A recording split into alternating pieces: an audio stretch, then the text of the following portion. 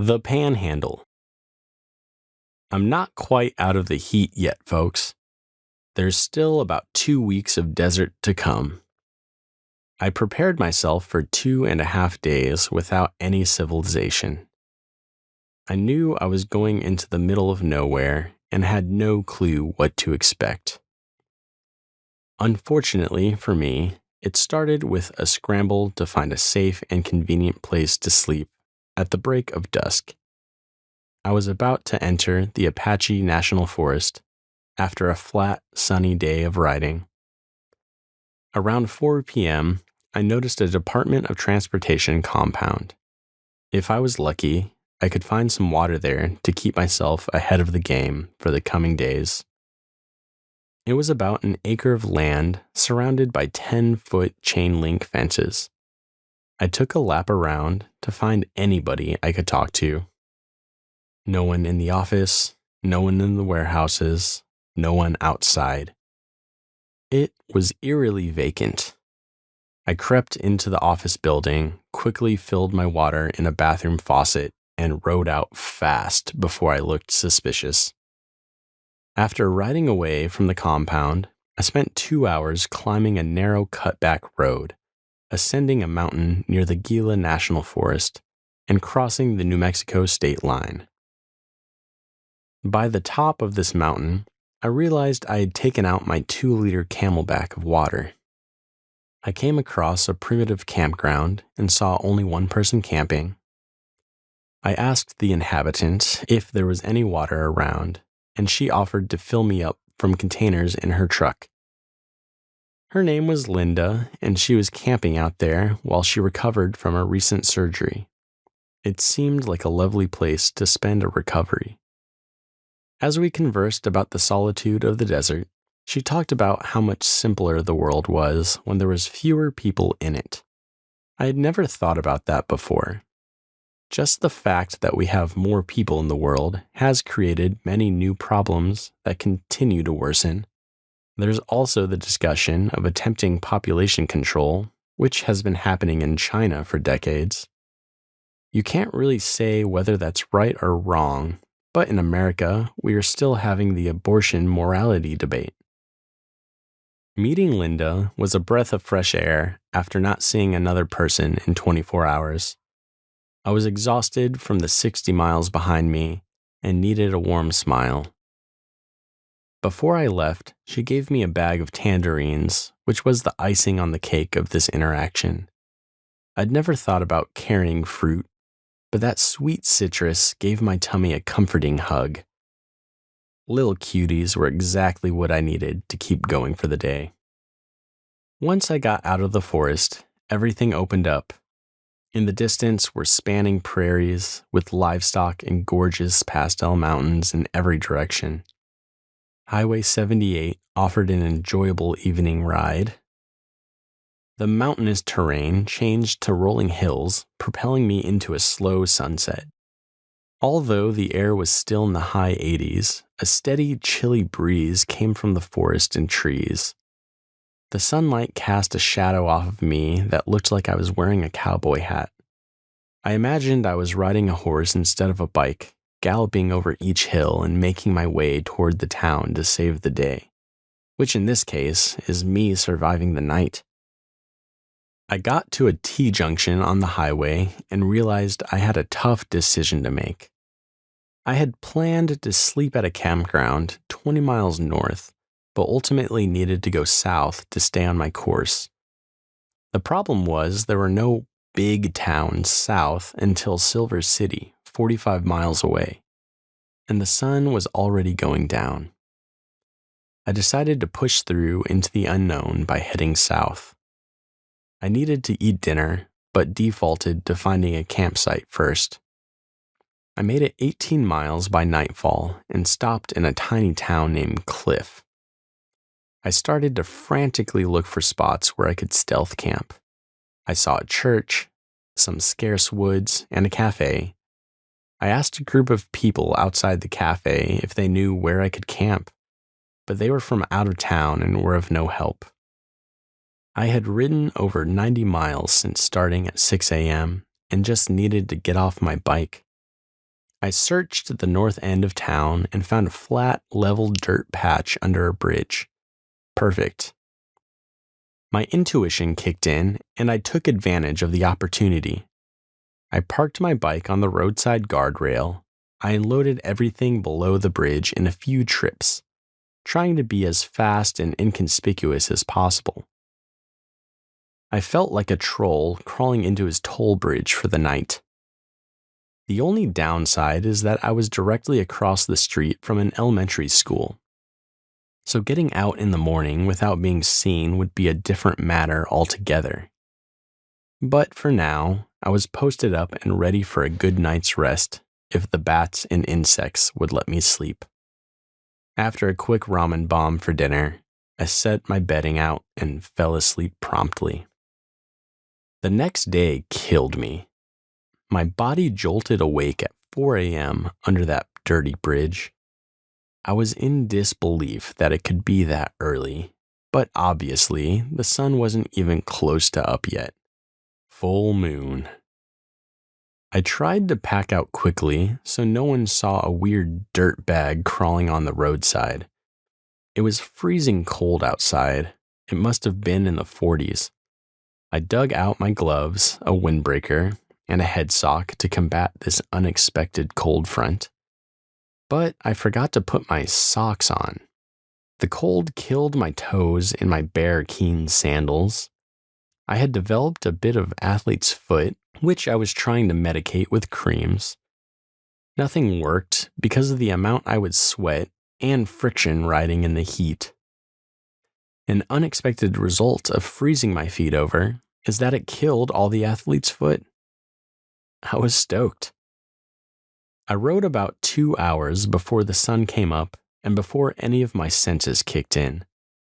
From the campsite to Silver City was over 30 miles, 25 of which were a gradual incline that got steeper and steeper. The terrain felt challenging, but it never dawned on me that I was succumbing to the fury of a ghost grade. There were no downhills until the final 2 miles leading into town. It felt like I was going up forever. Waking up at 4 a.m. directly into 25 miles of climbing on a bike is not the kind of thing that makes you happy. I got to the top of a hill sometime after sunrise and saw a sign that read, Continental Divide, 6,230 foot elevation. I thought about that briefly. Safford, Arizona, where I started the day before, was at 2,917 elevation. I had climbed 3,300 feet in 2 days. I had back pain, numb hands, low morale, and an emotional need for connectedness with human beings. The first vehicle I saw all morning was this sick adventure van. Surfboard on the top, ladder on the back, raised suspension conversion Ford 250 with all-terrain tires. This guy rolls up next to me and stops in the middle of the road. This is a 60-mile-an-hour highway. He says, "You fixed on water, man?" Seconds after I stuffed a large handful of trail mix into my mouth. I try to load it all to one side of my mouth and tell him I'm headed to town and I'll get water there. He says, "Okay," and speeds off. I could have asked him for a ride into Silver City, but I figured I'd suffered this far, why not finish the journey to breakfast? Embracing pain and the unknown was my motivation. My pride had been completely taken from me at this point. All I had left to look forward to was getting food and coffee. That was one of the most challenging 5 hours of my life. I realized I was hell-bent on finding the next human connection. The loneliness of the desert and exhaustion of the sun was a constant emotional battle. I was days ahead of schedule and only motivated to escape lonely despair. I'm starting to get the desert version of cabin fever. Do you know how people who exercise constantly have a schedule? There are workouts for different days. Bicycle touring is like that. I have days with a moderate array of small hills and flat land. That's like the arm day, pushing and crunching. Then there are the elevation days, which are your leg workouts. Just pounding those legs for hours up, up, and up. But enjoying the break down the other side of the mountain into a fat meal and energy revitalization. Then there's the endurance day. That's when you pick a lengthy amount of miles to cover that's completely flat. There's no coasting, only pedaling, except for when you break for a stretch or to eat.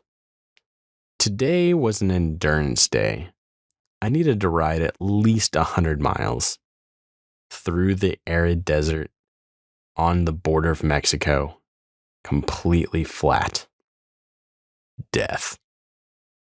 I had 3 cups of coffee with my huge breakfast at IHOP and was ready to ride to El Paso. The days ahead consisted of crisscrossing back and forth through the Panhandle of West Texas. I had lost all of my padded shorts and was riding without them for days. That in itself took courage and a good amount of mental preparation. I started the day with a luxurious shoulder and admired the beautiful highway signs that crossed near every major intersection. The design had double lines on 4 corners and was beautifully southwestern. Way less boring than Kansas or Indiana signs. Before long, the shoulder was erased, and I was left with only sand as far as the eye could see. I put my mind in cruise control for a 70-mile straight shot east to El Paso along the international border. It was a lonely 2-lane asphalt road with various hills and landscapes in the distant deserts. There was only a short wire fence separating me from the Mexican border. I contemplated the struggle of immigrants and the immigration and customs enforcement officers who patrol these areas. I sat down for lunch under a bush to eat an avocado taco from my bag, and an ICE patrolman drove up to talk to me. He was a charming man about the same stature as I. We talked about his job and family and laughed about how I looked suspicious. I tried to play mind games with myself to pass the time. I was in a time warp and entirely bored. I would see how long I could go without looking at a mileage sign, or how high I could count. None of it worked.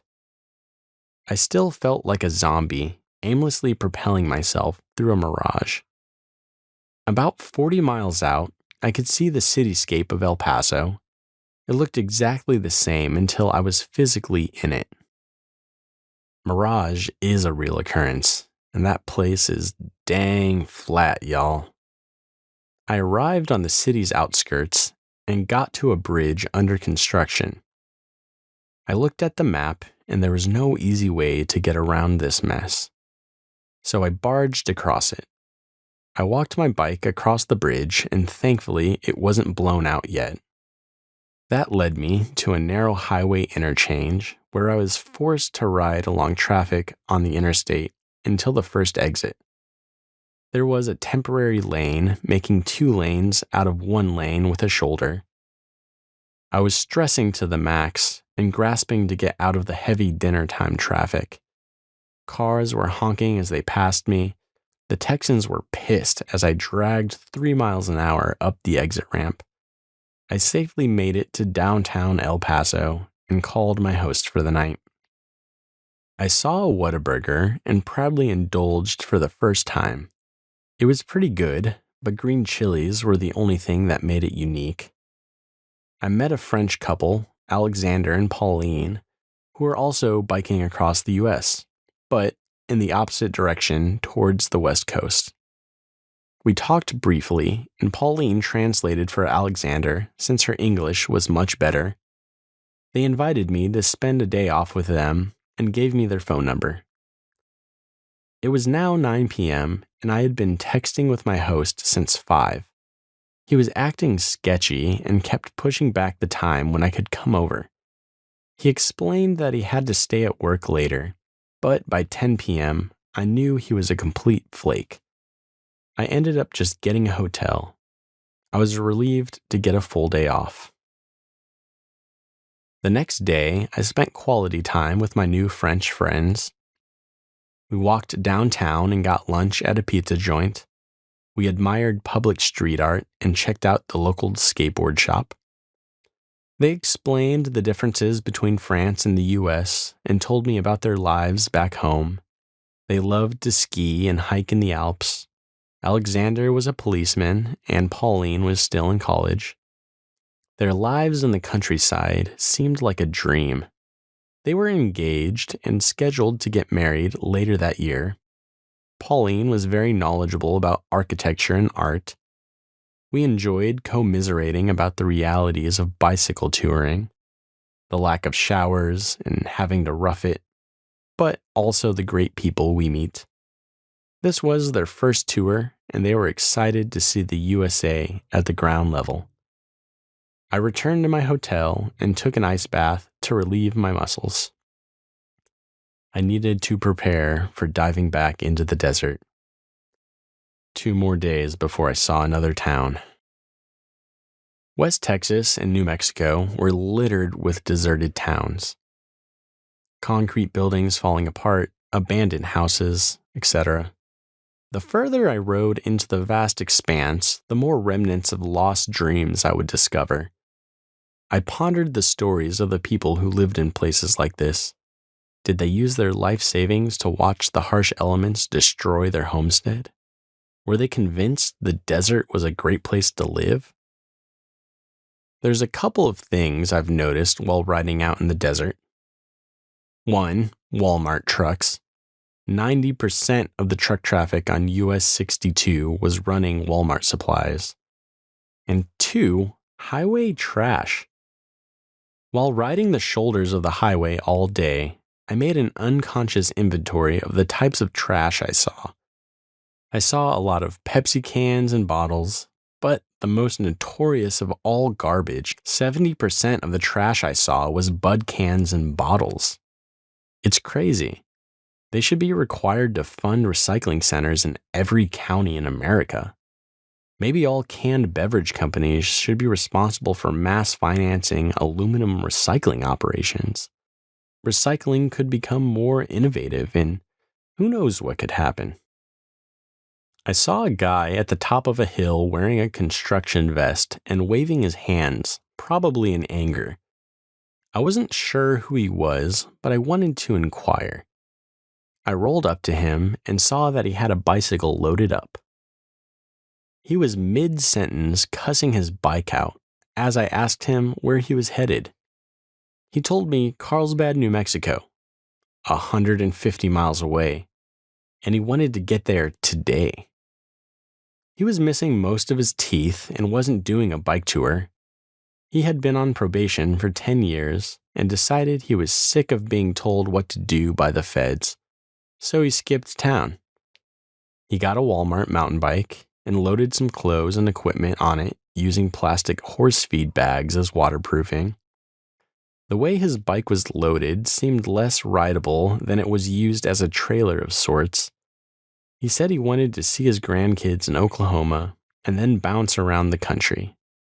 He mentioned that he had been getting a lot of flats lately, so I offered to look at his tires. They were almost entirely bald. I told him his tires were the problem, and he wasn't convinced. I looked at the size of his wheel, which was the same size as the spare tire I'd been carrying, so I gave it to him. He appreciated the gift, and hopefully it got him rolling for a while. This dude had a rad spirit, and hopefully he doesn't get put back in jail. I kept moving through the hills of Texas when I spotted a U.S. border checkpoint. It's set up where everyone driving has to go through this pavilion and get checked by the guards. When you roll up, there are 10 cameras that take a flash picture of you, like those stoplight cameras. I get up to the booth, and this dude wearing fatigue says, "Hey, you a U.S. citizen, man?" I'm like, "Yeah, I'm a U.S. citizen." And he's like, "Okay, you're good." And that is how you know you have white American privilege. There's only one business between El Paso, Texas and Carlsbad, New Mexico, the Cornudas Cafe. I called them while in El Paso after scouring the internet for their number on an obscure cycling blog. They don't show up on Google Maps. I arrived just after 4 p.m. and found several people sitting at a table inside. They all seemed to know each other like a family. I said hi and asked if they were the owners. One lady said, "Yeah," and realized I was the dude who called earlier about camping. I asked what they charged, and she said, "How about free?" I gladly accepted the offer. I followed it up by saying I wanted to buy some food, so I got a barbecue sandwich and fries with a Texas classic, the one and only canned Dr. Pepper. I got a second can too, just 'cause it was so delicious. The whole scene felt like I had walked into my grandma's kitchen on the farm in Indiana. There were knickknacks and cheesy signs hung on the walls. I hung out for 45 minutes until they closed, and one of the guys took me to the back to show me where I could camp. There were 2 outhouses next to the RV hookups and a faucet for water.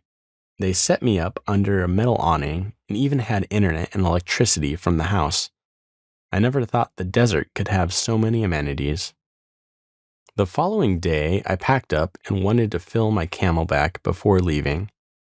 I put on my sandals, which have pull strings, and as I pulled one tight, it snapped incredibly hard onto my finger.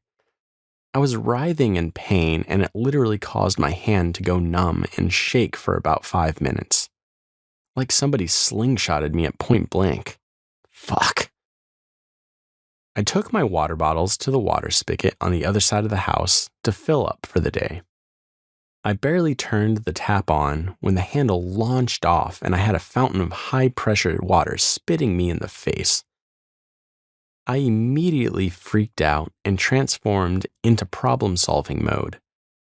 I took a couple of wood panels out from around the spigot to see what's happening behind the hole. The plastic pipe corner had come out. It looked like the seal had ripped or something. It caused it to lose all integrity. I tried to put the spigot back onto the pipe, but the pressure was too high and it kept spraying me in the face. I felt like I was drowning. I realized I didn't have a quick fix, so I knocked on the door to see if I could find the owners. They were long gone. I went over to the other house on the property, where I assumed other people live, and nobody was there. I was all alone and had never dealt with a problem like this before. I attempted to put the spigot on the pipe again with no avail. What is that quote about insanity again? I went to the restaurant and knocked. No one was there either. I went around the back of the house to see if I could find a shutoff valve. By this point, it's been 15 minutes. I saw the water heater, but there's no valve by it, and the panels under the house looked sealed. I was frustrated and felt like I was stuck in a nightmare. I inspected the area near the water heater again and found one of the house's panels was loose. I shook it until it came apart and I crawled underneath to find a valve. Turning it did nothing. I was utterly exhausted of ideas. I inspected the area underneath once more, and way back in the darkness, I found where the spigot pipe connected to the main water. This pipe had a valve. It took a little muscle, but I got that thing shut off and the water stopped flooding into the driveway. I was having a panic attack and stressed to the max, mostly because I wasted so much water. Not to mention wasting precious time when I needed to head out on my bike. The whole ordeal took about 40 minutes with non-stop water running. I made a note explaining what happened and left some cash to cover some of the wasted water. I was so bummed. My next stop was Guadalupe Mountain and Carlsbad Caverns National Parks. I had to climb some severe elevation, but made it to Guadalupe before dark. When I arrived at the camp area, I noticed that every site was connected by a narrow rock trail. They're all tucked behind each other and separated by fences. I had to push my bike through the loose gravel trail to search for a place that might be vacant. It felt like waiting in line at the airport between stanchions, a complete maze. I found a site at the very end, but I realized I had taken the wrong trail to get there. I was defeated and opted to unload everything over the fence into the campsite. I was done for the day. I set up camp while the desert sky painted colorful hues on my soul. As soon as I laid down in my tent, I passed out. I woke up at dawn, and there wasn't much that compared to waking up between two gigantic peaks and the morning sun showcasing its might and glory. I basked in the emblazoned mountainscape and was ready for another day. I felt surprisingly rested, which I better have after being in bed by 9 p.m. most days. I was surprised to visit such a place as Guadalupe Mountain. An 8,751-foot elevation mountain in the desert of West Texas seemed so random. You physically have to be here to believe it. I rode 50 miles to Carlsbad, New Mexico, and made great time doing it in only 4 hours. There was definitely a tailwind to my advantage. I was excited to check out the Carlsbad Caverns, but discovered they were 7 miles off the highway. That would add 3 to 4 hours to my day, so I ruled against visiting the caverns. Instead, I stopped for lunch at a gift shop near the highway. Carlsbad had been a town as long as the caverns were a destination. There was a long strip mall made of clay and wood buildings, and it resembled an old Wild West shack town. The gift shop inside felt rustic and tacky. I warmed up a pouch of instant rice and beans in their microwave, then took a couple souvenir photos with the life-size stuffed black bear before I left town. I arrived in the next town around 3 p.m., where I planned to camp. I was craving bananas and decided to buy an entire bunch at Walmart.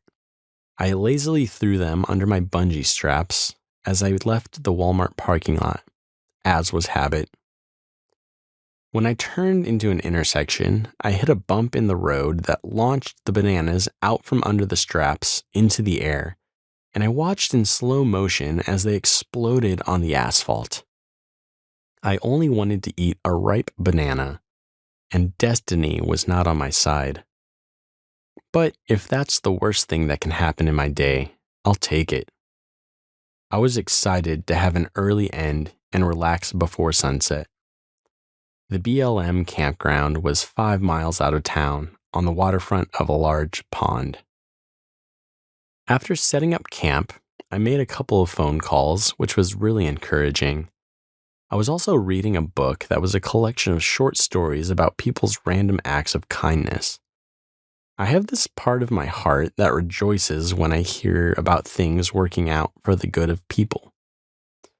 There's so much wretchedness in the world, and we can be quickly brought down by bills, relationships, work, etc. It's fantastic to hear about people helping another and being exactly what they needed. As the sun set, I decided to dip in the water to cool off. The sun's golden globe set behind the hills with juicy orange brushstrokes sparkling off the waves in the water. A classic country landscape amongst the water and rocks. A soundtrack of fluttering birds and flying fish. A train roared in the distance, reminding me that I was in the West. It was my favorite sunset to date. It brought me back to a scene in the book Walden by Henry David Thoreau. I'm looking out of my cabin into the wilderness thinking, this is it. This is the world in which we are intended to live. Unfortunately, my elated sense of serenity wouldn't last long. I was camping next to an off-road ATV recreation area. After I turned in for the night, I enjoyed a glorious display of stars and a half moon illuminating the sky. As soon as I drifted asleep, obnoxious 4x4s and ATVs began shrieking in from different sides of the park. At first, I was only concerned about how much sleep I'd get because of all the noise. After 30 minutes, I was nervous about whether they could see my tent. I could get mowed over. They would drive around for a while, stop and blast hip-hop, and then drive a little more and leave. I finally heard the last engine around 2:30 a.m. and had no sense of reality anymore. My sleeping surface was uncomfortable since I was on an unlevel rock with a slight incline. My sleeping mat had acquired a slow leak, which didn't feel great once I was down to the rock bed. On top of that, these little chipmunks curiously scratched at my tent all night. I didn't sleep well. I hit IHOP at 6 a.m. the next morning to start my day with a good breakfast. IHOP was a consistent occurrence on this trip because friends and supporters gave me about $200 in gift cards. Besides the financial part, some practical factors made it one of my favorite spots. They have Wi-Fi and outlets. Gotta keep my phone and laptop charged. Also, unlimited coffee. Before this trip, I had never enjoyed coffee. For some reason, the scarcity of civilization in the desert flipped a switch in my head that allowed me to use a hot cup of joe as my vice. I was drinking coffee at any opportunity, whether in a gas station or from a gift shop. Somehow, I started equating comfort with this hot beverage, using it as my emotional safety net when I hit lonely lows. I met a couple of good old boys during breakfast at a table across from me. It was a couple of brothers, Terry and Johnny. Both were cowboy types and spent their days trucking for the oil industry. They asked what route I was taking, and I explained that I wanted to ride Highway 176 for the next couple of days. As I started my trek back into Texas, they stopped me there. They cautioned that the highway had no shoulder and was infamous for its reckless truckers. They said, "There are a lot of crosses down that road. Truckers take the governors off their engines and fly 80 miles an hour and don't watch for nobody." I thanked them for their advice and kind words of encouragement. I took the hot tip and decided to keep heading east on US 62, then dip south later. Those boys probably saved my life. Looks like a couple more days in New Mexico for me. Due to the required detour, I'd yet to learn what was in store for the next few days, but I knew I could figure it out. Hobbs, New Mexico was at least 70 miles away, so I decided to head in that direction. Luckily, when I got my phone out to check the map for the day, the screen shut itself off and my cell phone ultimately died. It didn't surprise me with how many times I'd dropped it. It was just unfortunate timing and didn't give me any warning signs. It had been working all morning with no problems up to that point. At least I knew it was a straight shot for the day. I was able to get my trusty physical map out as a backup. I felt the exhaustion of a sleepless night, and the miles couldn't have gone slower. The landscape was arid and about as dull as it got. I was starting to feel numb from the desert landscape. The physical space felt like a time warp that kept revolving into itself and never really got me anywhere. The landscape combined with the overwhelming loneliness sucked me into a black hole of feeling sorry for myself. This is an excellent motivator to overcome my shyness to talk to strangers. I saw an oil field and all the workers were on lunch break hanging out by their trucks. I waved and smiled at the group of guys as they all waved back in unison. It felt like a moment from a movie. It made me smile and feel some human connection that I desperately needed. I experienced zero shade the entire day. When I stopped for lunch, I sat at one of those construction zone LED signs and used the tire covering as a table while the sun beat down on my soul. The closer I got to Hobbs, I saw signs for the Best Western Inn. They flaunted exciting accommodations like breakfast and a pool. I just kept imagining swimming, eating breakfast, and using the Wi-Fi for hours, and taking a shower in my private bathroom. Seeing billboards in the desert was the most exciting thing I encountered all day. It proved civilization to me. I knew I didn't have the budget to buy a hotel for the night, so I ended up messaging my girlfriend with my laptop at a McDonald's. I asked her to call a couple of churches to see if I could pitch my tent for the night. I ended up linking with pastors Larry and Sandy, and they were excited. They were having a Bible study that night and invited me to join and talk about my ride with everyone. It was a group of 8 middle-aged couples, and they were all very kind and warm. After the meeting, I got to talk to everyone, and we shared good food and a lot of sweet tea. They tried to give me leftovers, but travesty of travesties, I had no way of storing them. Ingo was a man I met from the Bible study, and he lived with his family across the street from the church.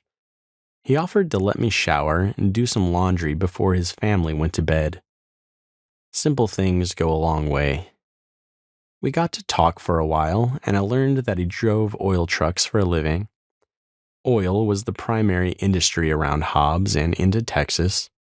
He was a hard-working man who provided for his family and was faithful to serving others. After a rough day of riding, everything came together with some love from strangers and the goodwill of Kara. I was thankful to have a safe place to camp in the church's backyard before making a 70-mile run into Texas the next day.